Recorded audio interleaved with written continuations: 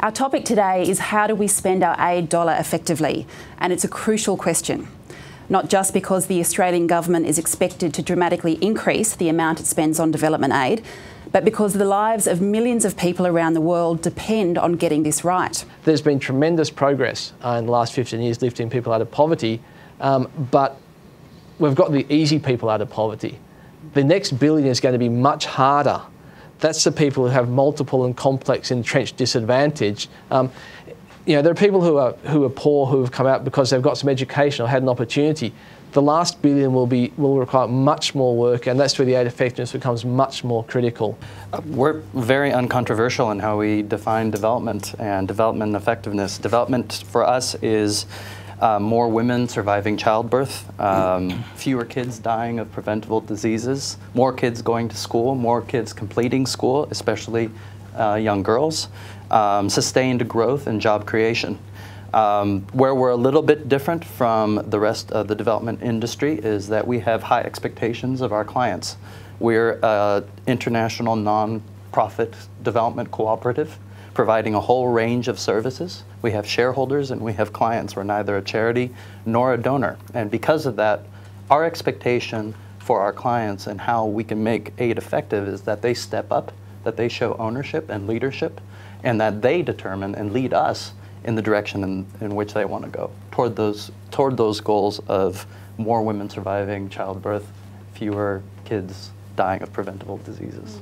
I think all aid donors would like to find partners in recipient countries who demonstrate ownership, have clear policies and programs, and are good recipients of aid. I think the challenge is that a lot of poor people don't live in countries which have those kind of levels of governance, which is why we talk about failed states or failing states, fragile states, countries emerging from conflict. I think we need to be sort of practical, that we need to have a range of approaches for dealing with different kinds of recipients of aid. The ideal is obviously to have strong partners to work with, but we need to have the other ways of working, perhaps direct service delivery, to ameliorate the impacts of poverty for countries where they're not yet ready, the government, to be a partner that we'd like them to be.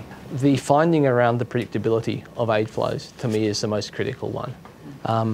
And that's because, I'll tell you a story why I think that. I'm sitting in Kabul and we're trying to do an investment plan for infrastructure, both social and physical infrastructure, and with the degree of decay that has occurred in that country over a number of years, this is 2002, 2003, there are amazing needs to be met.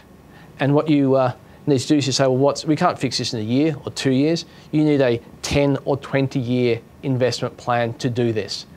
And we had an advisor provided by the US government who had previously run a major international airline. So an amazing corporate businessman, very wise. And he said, I don't work with less than 25 years. That's my time horizon. And I said, well, we don't have kind of 25 months of information about the aid that we're going to get. So we plan with what we have, and it's incredibly difficult.